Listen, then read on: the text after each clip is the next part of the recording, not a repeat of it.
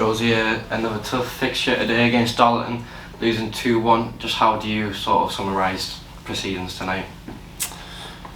Obviously the run goes on where we're not picking enough points up. Often puffed, but didn't really have that edge that you want and that you need, that spark in a derby game. Darlow obviously been on a very good run, and they've got a way of playing, and we spotted that. We worked hard on it. We've kind of made the lads aware of it. Didn't quite get a grip of it in the first 10 minutes. Still limited them to minimal. Obviously, they put a rocket in the top corner. We then go and obviously control the rest of the half, but again, that little bit of spike, that little bit of edge, on the chances that we created or the areas we got in, the things that we talked about before the game, we're all nearly there, and we can't afford to be nearly there right now. We need people to actually produce. It's a tough one.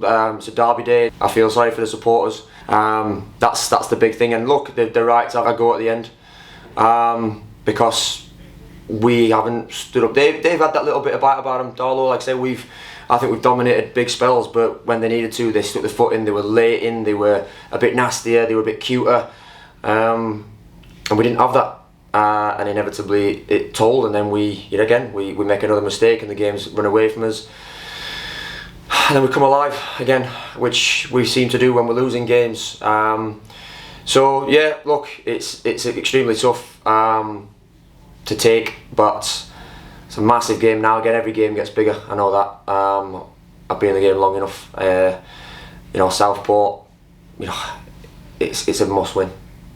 As you say, it's a must-win, but just reflecting on tonight and what you said about the characteristics of Darlington there, obviously sticking to our sort of philosophy and what you want from the lads. Do you want us to sort of show some of those traits about being a bit cuter, and which Darlington, in which you said there, put on tonight just to try and help us get over the line? Yeah, it's just, look, for all season, and again, I've said this before, but before I kind of took over, we talked about, we have got some younger lads in there, and they're having to grow up and having to learn on the pitch. And tonight, at this point of the season, it shouldn't be that way. They shouldn't, yes, we have to stick to I'm not going to shy away from it. When we got our shape right, and when we got our defensive stuff right, we dominated the ball, we shifted them around, we got into dangerous areas.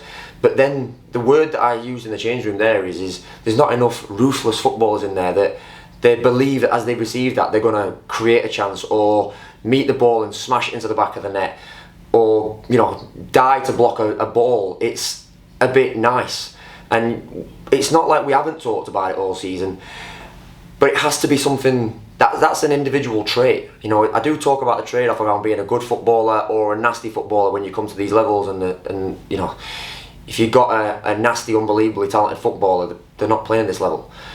But you can have that little bit of more about us, and I think tonight, as the game went on, it got less and less until suddenly the last 10 minutes or so, when we suddenly started really pushing again. And yeah, I do want it. Obviously, look, I wanted it all season, and I still want it, and I want them to want to be like that and try and find that extra gear, because they're going to have to now. We've not got games left to kind of dwell on it and we'll try and football everybody off the pitch. Yes, we will out football people, but with that you have to be ruthless in your running, ruthless in your tackling, and ruthless in your passing, crossing and finishing. And again, we've done sessions where I've seen it. I've done training sessions where I've seen it. I've seen games this season where I've seen it. It's just too few and far between, and right now we need it.